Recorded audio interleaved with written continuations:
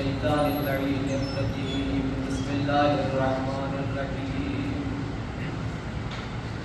الحمد لله وكفى وسلام على عباده الذين اصطفى لا سيما عبده المصطفى والصلاة والسلام على آله الطيبين الطاهرين الذين أذهب الله عنهم الرجس وطهرهم تطهيرا اللهم صل على محمد وعلى آل محمد واللعنة الدائمة على أعدائهم أجمعين أما بعد قد قال الله تعالى في كتابه الكريم بسم الله الرحمن الرحيم إنما نحن نحيي الموتى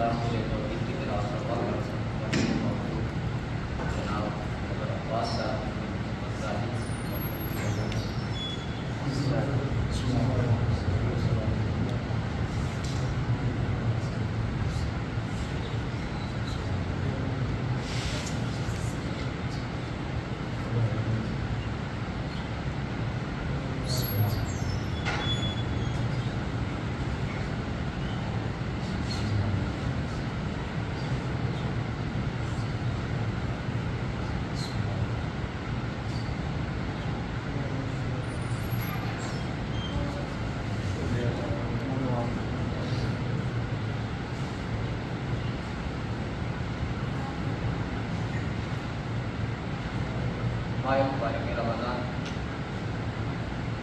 یہ آخری شب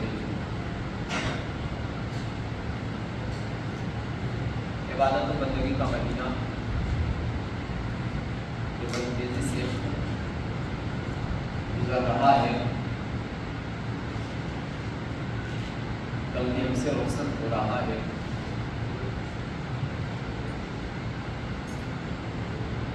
شاید یہ جملہ ماہ مبارک سے الوداع ہو رہا ہے کسی حد تک صحیح نہیں لگتا، کیونکہ اگر کائنات رہی تو اگلے سال ماہ مبارک رمضان آئے گا۔ اس کا مطلب یہ ہے کہ ماہ مبارک ہم سے ودا نہیں ہوتا ہے، ہم ماہ مبارک سے ودا ہوتے ہیں، کیونکہ ہمارا پتہ نہیں ہے کہ ہم اگلے ماہ مبارک کے رمضان میں رہیں گے یا نہیں رہیں گے، تو رخصت ہمیں ہونا ہے۔ تو ان لمحات میں جہاں اللہ کی بندگی کرتے عبادت کرتے ہیں، وہیں یہ بھی ضروری ہے فرشتے موت حاضر ہوتا ہے، ایک روایت کے اعتبار سے، دوسرے گھر بار والے، دوسرے والے، خاندان والے حاصل ہوتے ہیں، تیسرے خود انسان کے اعمال حاصل ہوتے ہیں، فرشتہ بھی حاصل ہو رہا ہے، گھر والے بھی حاصل ہو رہے ہیں، انسان کا اعمال بھی حاصل ہو رہا ہے۔ چوتھی چیز جس کی طرف روایت نے اشارہ کیا ہے، بہت تیزی سے آگے بڑھنا، چوتھی چیز جس کی طرف روایت نے اشارہ کیا ہے کہ مومنین کی روحیں حاصل ہوتی ہیں، مومنین کی ارواح مومنین حاصل ہوتی ہے، یعنی صاحبان ایمان کی روح حاصل ہوتی ہے۔ نا اما صاحب ایمان کیا کل ایمان حاصل ہوتے ہیں؟ پھر مولانا یہ کہاں سے آپ کہہ رہے ہیں؟ یہ بات تو میرے کائنات نے حارث حمدان سے کہی تھی، یا ہار حمدان میں یموت یرنی، جو بھی مرتا ہے وہ مجھے دیکھتا ہے۔ اس کے بعد روایت پھر آگے بڑھتی ہے، کہتی ہے روایت کہ رسول اور آل رسول حاضر ہوتے ہیں۔ یہ 5 چیزیں یاد رکھیے گا، 5 چیزیں، فرشتے موت کا حاضر ہونا، گھر والوں کا حاضر ہونا، انسان کے اعمال کا حاضر ہونا، ارواح مومنین کا حاضر ہونا، رسول اور آل رسول کا حاضر ہونا۔ یہ کس بات کی دلیل ہے مجھے یہ بتائیے۔ آپ کسی ایسے سے ملنے جائیں گے جو مردہ ہو، کس کے گھر پہ حاضری دیتے ہیں؟ بھائی خود یہ حاضری اس بات کی دلیل ہے کہ جانے والا مردہ نہیں زندہ ہے. یہ پہلی منزل. دوسری منزل جانے والا چلا گیا یا جا رہا. شریعت کے آداب دیکھیے. شریعت کہتی ہے جانے والوں کو تنہا نہ چھوڑے. جو دنیا سے چلا گیا ہے، جو دنیا سے چلا گیا ہے، جسم بے جان ہو گیا، شریعت یہ کہہ رہی کہ تنہا نہ چھوڑنا. شریعت یہ کہہ رہی، لطف تو اس بات میں شریعت یہ کہہ رہی اسے تنہا نہ چھوڑنا. اگر مردہ ہے تو تنہا چھوڑیں یا نہ چھوڑیں فرق کیا پڑتا ہے؟ نہیں، شریعت یہ سمجھانا چاہ رہی ہے جانے والا مردہ نہیں زندہ ہے. زندے کو تنہا نہیں چھوڑا جاتا ہے. یہ دوسری منزل. تیسری منزل بہت تیزی سے آگے بڑھوں گا. اگر جانے والا رات کی تنہائی میں گیا، پورے آداب میں رات کی تنہائی میں گیا، شریعت خود کہتی ہے کہ اندھیرے میں نہ رکھنا. ویسے میں توجہ کر، شریعت یہ کہتی ہے کہ اس جانے والے کو اندھیرے میں نہ رکھنا، چراغ جلانا، روشنی کرنا. ہمیں یہ کیسا مردہ ہے کہ جسے شریعت اندھیرے میں نہیں رکھنا چاہتی. تو جس قوم کی شریعت اپنے مردے کو اندھیرے میں نہ رکھے، وہ زندے کو اندھیرے میں کیا رکھے گی؟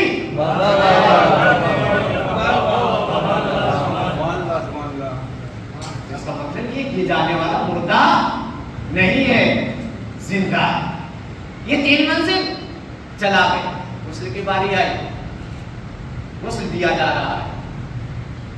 مجھے یہ بتائیے یہ جانے والا جب آیا تھا تب بھی غسل دیا گیا یا نہیں دیا گیا؟ دیا گیا. کتنے دیے گئے؟ ایک.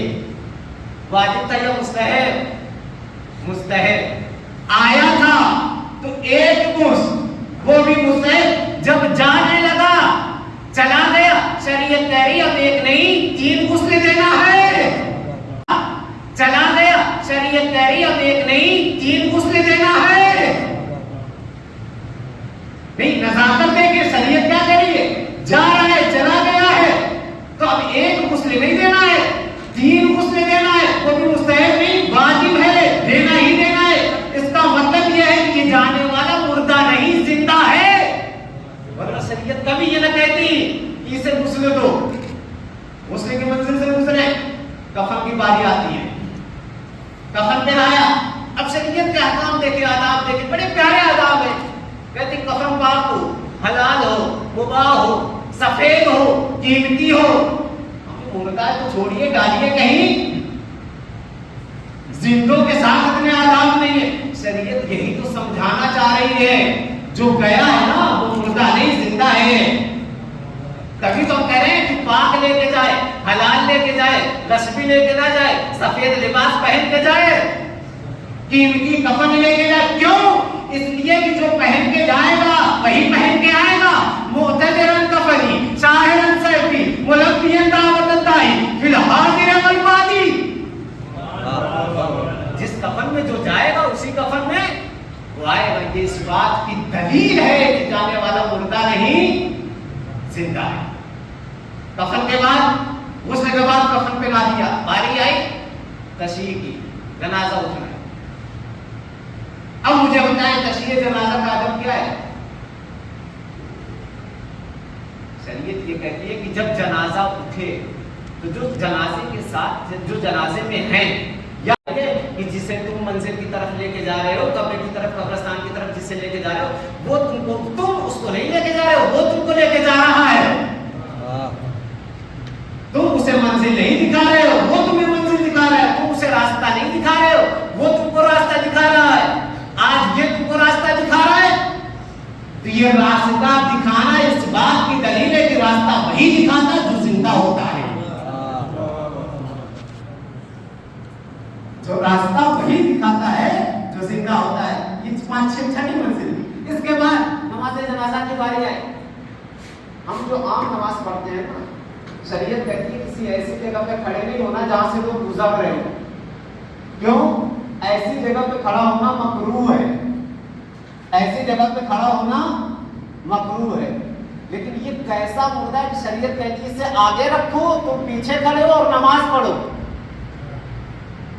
اس کا مطلب یہ ہے کہ جانے والا مردہ نہیں زندہ ہو گیا. نماز جنازہ ہو گئی. اب نماز جنازہ کے بعد میں اپنی منزل سے بہت تیزی سے گزر رہا ہوں. نماز جنازہ کے بعد باری آتی ہے تلقین کی. تلقین کی باری ہے. تلقین میں ہم کیا کہتے ہیں؟ یہ سب سے محکم پکی دلیل ہے کہ جانے والا مردہ نہیں زندہ ہے. سب سے پہلا ہی جملہ پہلا ہی کلمہ ہمارا ہوتا ہے اسما افہام. کیا مطلب؟ سنو اور سمجھو. سنو اور سمجھو. ہم سنایا اور سمجھایا کسے جاتا ہے؟ مردوں کو. مردوں کو سنایا. شریعت اس کا مطلب مان رہی ہے کہ یہ جانے والا مردہ نہیں زندہ ہے. اسی لیے تو شریعت یہ کہہ رہی ہے کہ جب قبر میں اتارنا تو قبر بند کرنے سے پہلے بھی کہنا اسما افہام, اور یقین نہ ہو مردہ ہے یا زندہ تو قبر بند کرنے کے بعد بھی کہنا اسما افہام. مٹیوں کا ڈھیر پڑ جانے سے وہ مردہ نہیں ہوگا جو زندہ ہے. یہ اسما افہام کا مطلب کیا ہے؟ سنو اور سمجھو. سنایا اور سمجھایا اس سے جاتا ہے جو زندہ ہو. اگر ہم تاریخ میں جائیں تو اندازہ ہوتا ہے کہ مردہ کون ہے زندہ کون ہے. آئیے سورہ نور کی آیت پر غالباً 52 ہے جسے آپ نے شب قدر میں پڑھی ہوگی. نبی کریم کو خطاب کر کے پروردگار کہہ رہا ہے فَإِنَّكَ لَا تُسْمِعُ الْمَوْتَىٰ. اے میرے حبیب آپ مردوں کو سنا نہیں سکتے. فَإِنَّكَ لَا تُسْمِعُ الْمَوْتَىٰ. آپ مردوں کو سنا نہیں سکتے. تو نبی کریم جنہیں سنا رہے تھے سوال جنہیں سنا رہے تھے وہ مردہ تھے. وہ تو سب کھا پی رہے تھے, ٹہل پھر رہے تھے, گھوم پھر رہے تھے, آ جا رہے تھے, زندہ تھے, ہٹے پھٹے تھے. تو پھر قرآن کیوں کہہ رہا ہے یعنی جو نبی کی نسل ہے وہ مردہ ہوتا ہے. انَّكَ لَا تُسْمِعُ الْمَوْتَىٰ. آپ کفار و مشرکین کو سنا نہیں سکتے. یعنی جو کفر و شرک کی حالت میں ہو وہ مردہ ہوتا ہے. اسی کے برعکس آئیے اس جنگ کا معاملہ دیکھیے جہاں نبی کریم جنگ کے مقدموں سے گزر رہے ہیں. ساتھ میں کچھ زندہ بھی ہیں اور مقتل میں کچھ شہداء بھی پڑے ہوئے ہیں. یعنی ساتھ میں کچھ زندہ چل رہے ہیں اور نبی کریم جب مقتل کرتے ہیں. وہی یہ بھی ضروری ہے کہ ہم اپنے جانے والوں کو بھی یاد کریں. اس لیے کہ پروردگار نے جہاں موت کو پیدا کیا ہے وہی حیات, جہاں حیات دی ہے وہی موت کو بھی پیدا کیا ہے. لیکن سوال یہ اٹھتا ہے کہ کیا جانے والا جو گیا, جو دنیا سے اٹھ گیا, وہ اب زندہ نہیں ہوگا, اسے حیات نہیں ملے گی؟ نہیں, ایسا نہیں ہے. ہمارا دین, ہماری شریعت یہ کہتی ہے کہ موت ایک پل ہے, پل سے صرف گزرا جاتا ہے, بس اس دنیا سے گزر کے اس دنیا میں جانا ہے. جب ہمیں اس موت کے ذریعے سے موت جیسے پل سے گزرنا ہے تو اس کا مطلب یہ ہے کہ یہ جانے والا مردہ نہیں زندہ ہے. یہ جانے والا یعنی ظاہری طور پہ جسم بے جان ہے لیکن اصل زندگی روح کی زندگی ہے, روح زندہ ہے, جانے والا زندہ ہے. اسی لیے میں نے اس مجلس کے لیے جو موضوع, جو سبجیکٹ انتخاب کیا ہے وہ یہ کہ زندہ مردے. اب آپ یہ پوچھیں گے یہ کیا ہوتا ہے؟ نہیں, جانے والے میں بہت سی ایسی علامتیں پائی جاتی ہیں جس سے یہ پتہ چلتا ہے کہ جانے والا مردہ نہیں زندہ ہے. بھائی میں دوسرے قوم کی, دوسری ملت کی, دوسرے مذہب و فرقے کی بات نہیں کرتا لیکن اپنی تو بات کر سکتا ہوں کہ ہمارا جانے والا زندہ ہے, مردہ نہیں ہے. وہ کیسے؟ میں صرف چند منزلوں کی طرف اشارہ کروں گا, انشاءاللہ محسوس ہوگے, لطف اندوز ہوگے. زندگی میں بارہا دیکھا ہے, صرف ان منزلوں سے گزرنا ہے جس سے یہ احساس ہوگا کہ جانے والا مردہ نہیں بلکہ زندہ ہے. پہلی منزل احتضار, جو دنیا سے جاتا ہے, جانے کا عالم ہوتا ہے, جاتے وقت اس حالت کو احتضار کہا جاتا ہے. احتضار کا مطلب کیا ہے؟ حاضری، حاضر ہونا. اب سوال یہ پیدا ہوگا کون بات کر رہے ہیں؟ آپ کو سنا رہے ہیں تو نبی کریم نے بتا سکا انہم اسمعوا منکم، یہ تم سے بہتر سنتے ہیں. ایسا آواز پڑھے محمد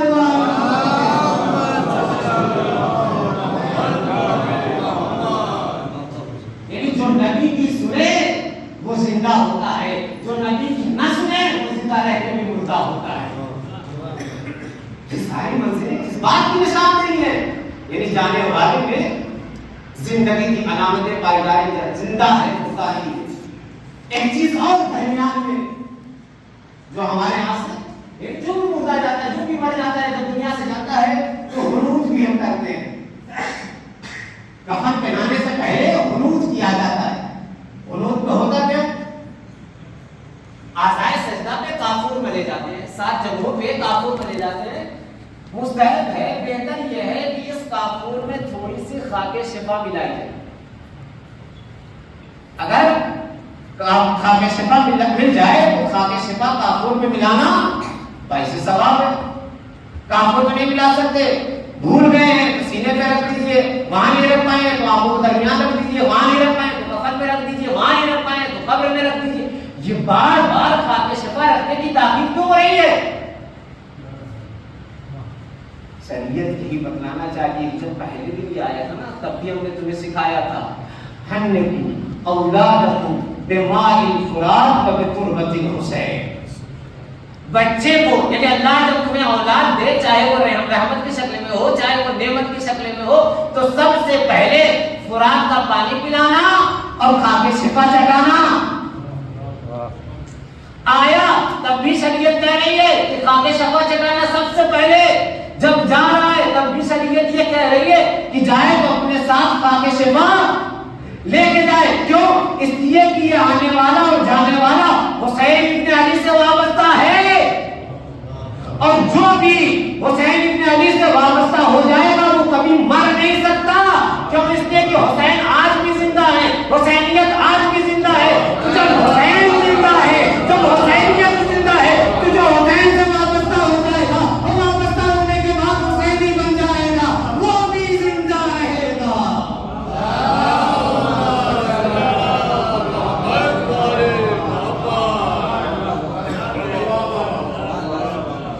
جو حسینی وہ زندہ.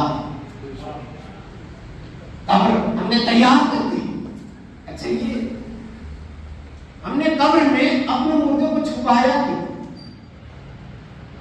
بھئی دنیا کے تو اور بہت سے طریقے ہیں، کتنے جلا دیتے ہیں، کتنے بہا دیتے ہیں. ہمارے لیے ہماری شریعت کیوں کہنے کی چھپا دو اسے؟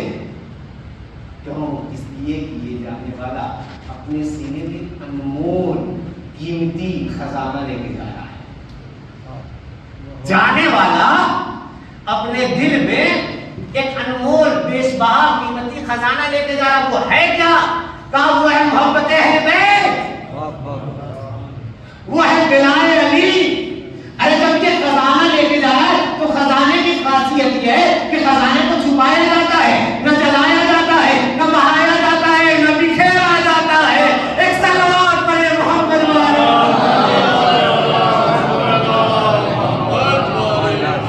تو آپ کے اوپر کام آئے گا، وہی تو آپ کے اندر بھی کام آئے گا. ایک صلوات پڑھے محمد والے.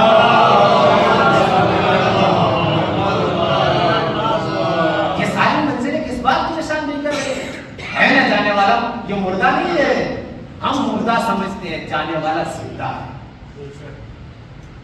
یہ ماہ مبارک رمضان، اگر ہم اپنے جانے والوں کو اس مہینے میں یاد کریں تو اس کی فضیلت ہی کچھ اور ہے. اور یاد کرنا چاہیے. بھائی پیکر بھائی یہی مجلس رمضان سے پہلے بھی کر سکتے تھے. میں ایک مثال دے رہا ہوں چھوٹی سی. یہ مجلس رمضان سے پہلے عوام طور سے لوگ کر لیتے ہیں کہ رمضان آ رہا ہے، رمضان میں کیسے کریں گے. لیکن نہیں، اپنی فکروں کو تھوڑا سا بدلیے. رمضان سے پہلے کریں گے، لوگوں کو بلائیں گے، فاتحہ پڑھیں گے. بھئی ایک سورہ حمد پڑھیں گے، 3 بار قل اللہ پڑھیں گے، بہت ہوگا 2 ختم کا ثواب ملے گا. آج اتنے لوگ 50 لوگ مثال کے طور پر مسجد میں ایک ہی بار صبح حمد پڑھیں گے. ایک حمد میں 8 آیتیں ہیں, ہر آیت پہ ایک ختم کا ثواب ملے گا. سورہ قل ہو اللہ میں 5 آیتیں ہیں, 3 بار پڑھیں گے تو 15 ختم کا ثواب ملے گا. یہ میں موٹا موٹا حساب بتا رہا ہوں. یعنی ایک آدمی ایک حمد پڑھے گا, 3 قل ہو اللہ پڑھے گا ماہ مبارک رمضان میں, تو 23 ختم کا ثواب ایک آدمی دے رہا ہے. 23 ختم کا ثواب ایک آدمی دے رہا ہے. رمضان سے پہلے ہوتا اس کو 2 ہی ختم کا ثواب ملتا. بس یہ کہ ہم اللہ کی نعمتوں کو لینا نہیں جانتے کہ ہم کو لینا کیسے چاہیے. لہٰذا ہم اپنے بزرگوں کو, اپنے جانے والوں کو یاد رکھیں. بس ایک بات کی طرف اشارہ کرنا چاہتا ہوں, میں جب بھی یہاں آئے یا کہیں بھی جاتا ہوں یا آپ کسی بھی مسجد پہ بیٹھے, اکثر بیشتر یہ ہوتا ہے کہ بزرگوں کا ذکر آ جاتا ہے, بزرگوں کا نام آ جاتا ہے درمیان میں. میں بھی جب یہاں آیا تھا دوسرے تیسرے دن غالباً ملاقات پہ کر بھائی سے آپ کیسے, نام کیا ہے, احوال, یہ سب پوچھے کے بعد پاپا کیسے بتایا 2 سال پہلے وہ دنیا سے چلے گئے. دوسرے دن پھر بات آئی, پھر کہا 25 کے مجلس رکھیں گے, 25 میں مجلس رکھیں گے, بات ہو گئی. لیکن میں جس نقطے کی طرف اشارہ کرنا چاہتا ہوں وہ یہ کہ جب بھی کسی بہانے سے آپ کے مردے, آپ کے عزیز و اقارب یاد آئیں تو انہیں خالی ہاتھ میں لوٹائیں. یہ صرف بہانے بنتے ہیں, یہ چیزیں بہانے بنتی ہیں. آپ کسی میٹنگ میں کسی جگہ پہ بیٹھے ہوئے ہیں, یاد آ جائے تو یہ اس یاد والی لفظ پہ کٹ لگائیے, یہ سوچیے آئے ہیں. اس یاد والی لفظ پہ فوراً کٹ لگائیے. یہ نہ کہیے کہ یاد آئے ہیں, نہیں, یہ سوچیے کہ آئے ہیں. اب یہ میں کہاں سے ثابت کروں, میرے پاس آیت اور روایت نہیں ہے. ہاں ایک چھوٹی سی داستان ہے آیت اللہ محسن کراچی کی, مولوی صاحب جانتے ہیں. وہ یہ کہتے ہیں کہ میں مدینے گیا ہوا تھا, جنت البقیع اور حرم نبویہ کی زیارت کی غرض سے. جب بھی میں نکلتا تھا تو میری عادت یہ تھی کہ میں اپنے گھر والوں کی طرف سے ایک سلام دیتا تھا, کبھی والد کی طرف سے, کبھی ماں کی طرف سے, کبھی بھائی, کبھی چچا, کبھی ماموں, سب کی طرف سے سلام پیش کرتا تھا, سلامی دیتا تھا. وہ یہ کہتے ہیں, آپ اس کراتے کہتے ہیں اسی درمیان مجھے بچپن کا ایک واقعہ یاد آیا. کبھی والد کی طرف سے, کبھی ماں کی طرف سے, کبھی بھائی, کبھی چچا, کبھی ماموں, سب کی طرف سے سلام پیش کرتا تھا, سلامی دیتا تھا. وہ یہ کہتے ہیں, آپ اس کراتے کہتے ہیں اسی درمیان مجھے بچپن کا ایک واقعہ یاد آیا. واقعہ کا کہہ رہے کہ گھر کے باہر ہم فٹ بال کھیل رہے تھے, کچھ بچے, اب فٹ بال کسی کے آنگن میں چلا گیا. اب جو آنگن میں گیا تو ایک آدمی زور مچاتا ہوا نکلا, ہم لوگ اپنے گھروں کو بھاگے. نام اس کا محمد عطار. ہم لوگوں کے دلوں میں ڈر سمایا, اور ڈر تو ہوتا ہی بچوں کے دلوں میں. کہا میں زیارت پڑھ رہا تھا, میرے ذہن میں آئے وہ, میں نے ٹال دیا. زیارت پڑھتا تھا, نماز مستحبی نماز زیارت پڑھی, پھر یاد آیا وہی محمد عطار جن کے آنگن میں فٹ بال گئی تھی, میں نے پھر ٹال دیا. نماز ختم ہو گئی, تھوڑی دیر گزری تھی, تیسری بار یاد آیا. میں ہوٹل چلا گیا, ہوٹل جانے کے بعد کھانا پینا, اس کے بعد سو گیا. اب جو سویا تو محمد عطار میرے خواب میں آنے کے بعد کہتے ہیں محسن کراتی, میں 3 بار تمہارے پاس آیا بہانے سے, مگر تم نے ایک بار میری طرف سے سلام نہیں کیا. مولا یہ جو ہم آپس میں بیٹھتے ہیں اور بزرگوں کو یاد کرتے ہیں, تو یہ نہ سوچیں کہ یاد ہے, یاد نہیں, آئے. جس وقت ہمارے ذہن میں یہ چیز آ جائے کہ آئے ہیں تو ہمارا رویہ بدل جائے. فاتحہ پڑھ دیں گے, صلوات پڑھ دیں گے, خیرات کر دیں گے, صدقات دیں گے, کم از کم صلوات 2 سیکنڈ کی صلوات.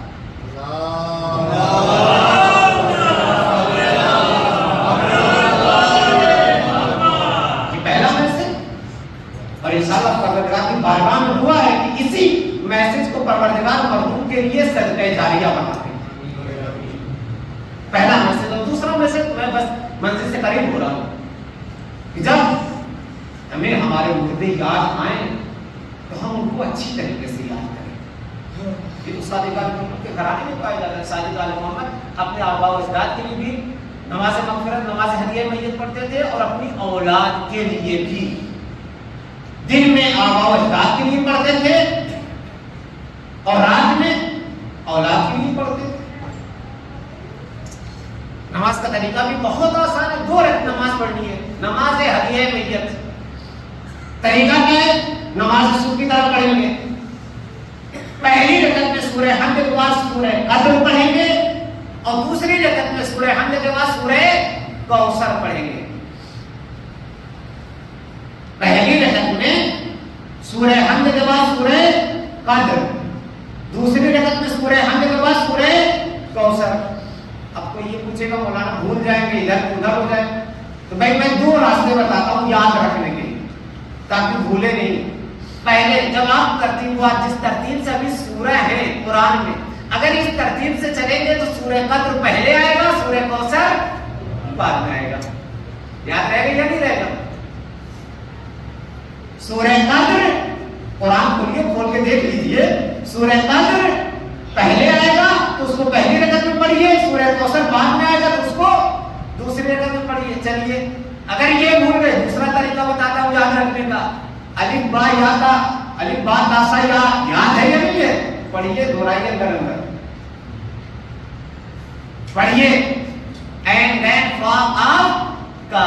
اگر حروف تہجی بھی یاد ہو تو پہلے قاف آئے گا, قدر آئے گا, پھر قاف آئے گا. ایک صلوات پڑھیں محمد و آل محمد. انشاءاللہ طریقہ نہیں بھولیں گے, یہ نہیں بھولیں گے کہ کون سا سورہ کون سی رکعت میں پڑھنا ہے. سورہ قدر پہلے پڑھنا ہے, ترتیب کے اعتبار سے پہلے آ رہا ہے.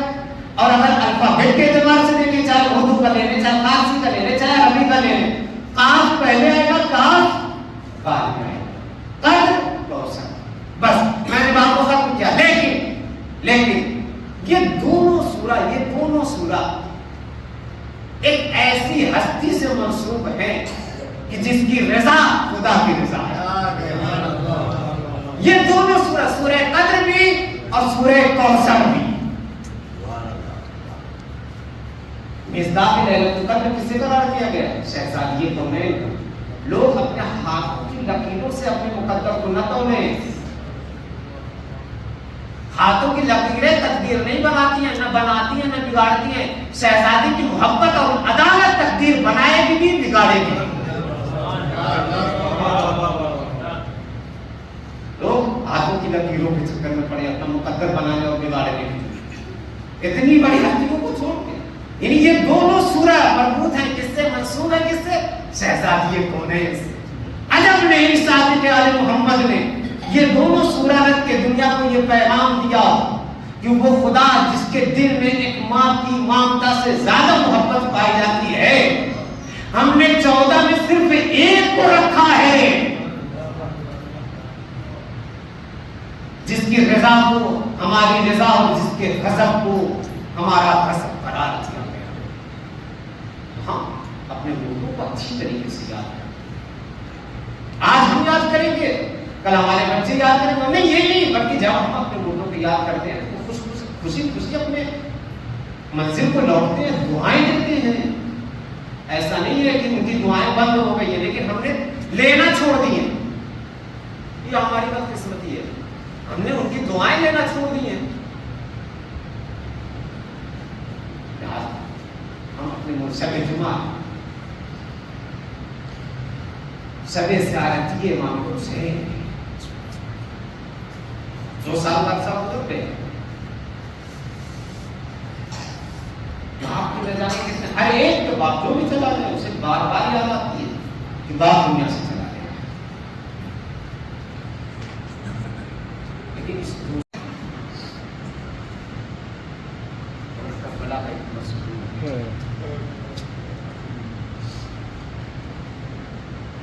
جسے نہ غسل کیا گیا, نہ کفن پہنایا گیا, نہ دفن کیا گیا. یہ سنتے ہیں ہم اپنے مردوں کو غسل و کفن دے کے دفن کر کے بڑے مطمئن ہو جاتے ہیں, لیکن جس کی محبت میں مر رہے ہیں, جان نچھاور کرنے کے لیے تیار ہے, اسے نہ غسل ملا, نہ کفن ملا, نہ دفن کیا گیا. لیکن میں تاریخ کا ایک نیا پس منظر پیش کرنا چاہتا ہوں. کہ مولا کو غسل بھی ملا ہے، کفن بھی ملا ہے اور دفن بھی کیا گیا ہے۔ وہ کون سا منظر ہے؟ ہاں، دنیا کی رسم سے ہٹ کے ہمارے یہاں مردوں کو پانی سے غسل دیا جاتا ہے۔ اور زمانے کا امام کہتا ہے کہ میرے جتنے مظلوم کو السلام علی المغسلین فی النبی الجراح، میرے جتنے مظلوم کو خون سے غسل دیا گیا ہے۔ دنیا میں کوئی ایسا جنازہ نہیں ہے جسے خون سے غسل دیا گیا، زخموں سے بہنے والے رسنے والے خون نے مولا کو غسل دیا ہے۔ کربلا جاتے ہیں کفن لے کے آتے ہیں، جہاں سے کفن لے کے آتے ہیں اسی کو کفن نہیں ملا، وہاں کفن ملا ہے تو تاریخ لکھتی ہے محمد سید سجاد نے ایک چٹائی بنائی، مگر میں کربلا کفن پہ گئی ہے پوریا نبو، مگر عزیز فاطمہ عزیز مصطفیٰ نبو، کیا کربلا میں چٹائی کے علاوہ کوئی اور کفن نہ تھا؟ مگر فاطمہ کا پیارا نبی کا نواسا نہ تھا جسے چٹائی میں دفن کیا جائے؟